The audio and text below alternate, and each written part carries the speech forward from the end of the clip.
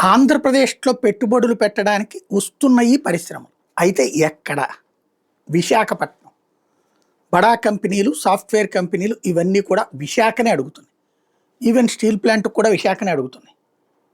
విశాఖ అనేది నేను మొట్టమొదటి నుంచి చెప్తోందది. విశాఖ ఒక అద్భుతమైనటువంటి అవకాశం ఉన్నటువంటి సెంటర్ అన్నటువంటిది. అదే ఇప్పుడు నిరూపణ అవుతోంది.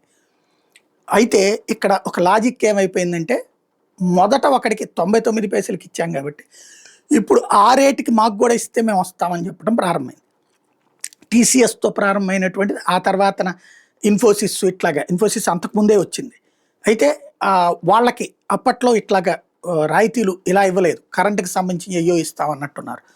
అలా నడుస్తూ వచ్చింది. ఇప్పుడు వచ్చేటికి యాక్సెంచర్ సంస్థ విశాఖపట్నంలో పెట్టడానికి సిద్ధం, 10 ఎకరాలు కావాలి అని అడిగింది.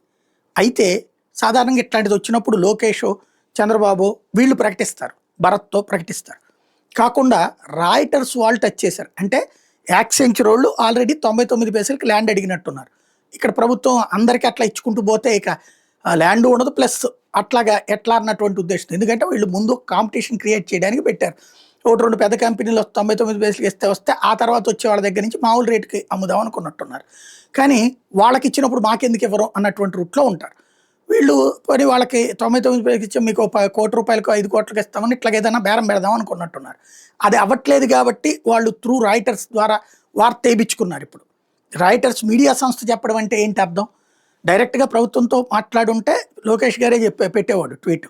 కానీ యాక్సెంచర్ సంస్థకి సంబంధించి రాయిటర్స్ వార్తా సంస్థ ద్వారా అంటే వాళ్ళు తెలివిగా ఇదిగో మేము వచ్చేయడానికి సిద్ధంగా ఉన్నాం అంటం ద్వారా ప్రభుత్వం ఆ రేటుకి అన్నటువంటిది ఏదైతే ఇంతకు ముందు ఉన్న నిబంధనలే ప్రకారం మాకు కూడా ఇవ్వండి అని అడుగుతున్నారు. మరి ప్రభుత్వం వీళ్ళకి కూడా 99 పైసలు ల్యాండ్ ఇస్తుందా లేదా చూడాలి.